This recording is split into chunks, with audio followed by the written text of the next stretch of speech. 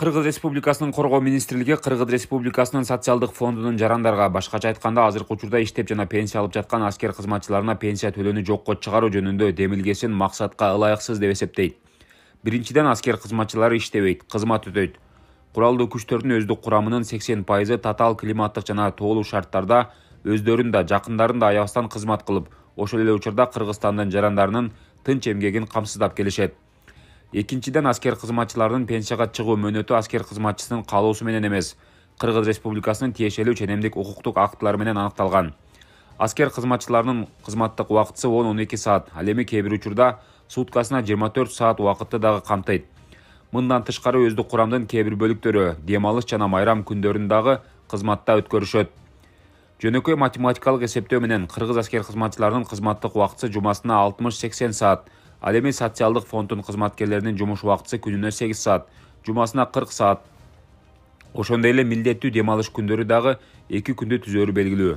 Үчүнчүдөн, социалдык фонддун кызматкерлери Россия жана Казакстандын аскер кызматчыларынын пенсиясын эсептөө боюнча берген маалыматы объективдүү эмес жана бир жактуу маалыматтарды таратуу менен республиканын калкын адаштырып жатышат.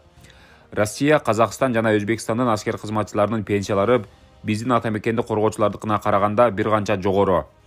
Кырдаалды жерлерде көрүү үчүн биз Кыргыз Республикасынын социалдык фондунун кызматкерлерине Баткен, Маргун, Нарында же Караколдо жана республиканын башка райондоруна жайгашкан аскер бөлүктөрүбүзгө барып, алардын жашоо жана кызмат шарттары менен түздөн-түз таанышып, аларды социалдык фонддун кызматкерлеринин өздөрүнүн иштөө шарттары менен салыштырууну сунуштайбыз. Биздин аскер кызматчыларыбыздын жана аскер пенсионерлерибиздин оор кызматы жана эмгеги үчүн ыраазычылык сөздөрдүн билдирүүнүн ордуна социалдык фонддун орун басары ыңгайлуу болуп жана цивилизациянын бардык жыргалчылыктарын биздин аскер жана алардын гарнизондордо кызмат өтөп жаткан үй бүлөлөрү кыялдана албай турган. Пайдаланып, жогорку трибунадан алардын пенсияларын жокко чыгарууну жана ошону менен Кыргызстандын аскер кызматчыларынын социалдык экономикалык абалын начарлатууну талап кылууда. Социалдык фонд болуп саналган мамлекеттик түзүмдүн мындай мамилесин мамлекеттик деп атоого болобу? Төртүнчүдөн, бул эң негизгиси, Кыргызстандын бардык жетекчилиги, өкмөт жана биринчи кезекте президент, куралдуу күчтөрдүн башкы кол башчысы, аскер кызматчыларынын бардык зарыл болгон, анын ичинде алардын оор эмгегине татыктуу акчалай эквивалент менен камсыз кылуу менен улуттук куралдуу күчтөрдүн күчүрмөн даярдыгынын деңгээлин жогорулатуу боюнча күч аракеттерди жасайт. Ошол эле учурда социалдык фонддун жетекчилиги өзүнүн жасап жаткан иштери жана Кыргызстандын аскердик коопсуздугун камсыз кылууга мамлекеттик эмес мамилеси менен бул аракеттердин бардыгын жокко чыгарууда.